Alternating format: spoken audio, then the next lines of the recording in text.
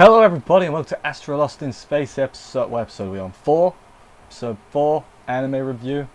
I am in the UK, which is in the midst of a heat wave, which has led me to thinking, if it happens every year, every summer, is it even a heat wave at that point? Or is it just summer? That's just what I thought. But anime, this episode, I thought it was good. I said the warning about the heat wave, because if I start sweating to death, that's why. But anyway, let's get on with the episode, go through it and everything. It might be shorter because I'm gonna die. Gonna die.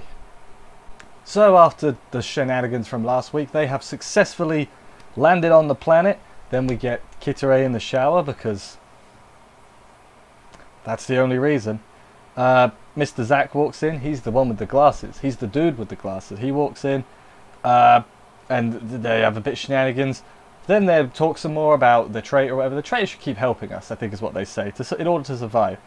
They get out, the Kanata almost goes through the floor, which is not great. They all go look for food and water though.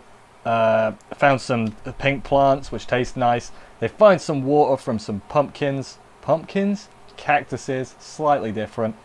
There's dead animal carcasses all over the place. I'm checking my notes because it was quite a while ago I watched this. Then there's a space chocobo, which they get a ride back to the ship and everything. That was pretty rad.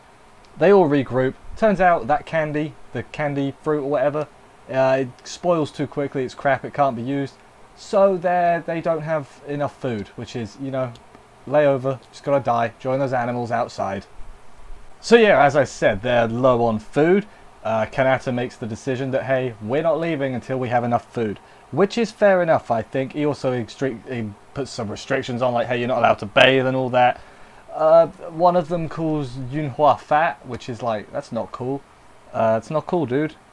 But then the next day, she's left a note saying to leave her behind on the planet. She'll make do or whatever. Just escape without her, which they don't. They go searching for her. We get a flashback of her childhood, where her mum was really mean to her and said, you're crap, basically, don't try and sing. Which is okay. Kanata finds her and she's like, hang on, I wrote it down. She wants to be invisible because she thinks she's useless at everything. And I'm like, oh, okay. You're one of those. Damn it. You're not useless. You have a soul. What am I saying? But yeah, Kanata founds her.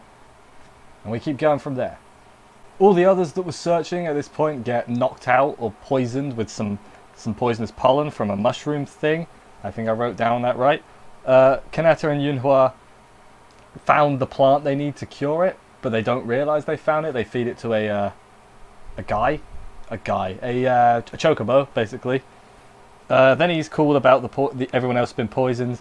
Get back to the ship. It's those two, and then Kitare are the only ones that are not poisoned. And so they lay them all down and everything. Try and do what they can.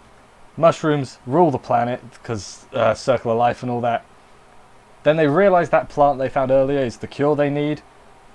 Kanata goes out to search for it.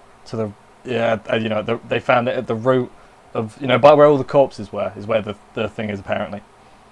Then Kitare passes out. She's also infected, which is not good. And then Kanata has the curious decision. He's like, well, I haven't earned the right to see the fruit, so I'll just infect myself.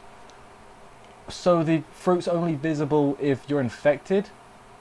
That's got to be what it was, right? If it wasn't that, then what the hell was he doing? Crazy. But yeah, not quite done. There is a little bit more left to go.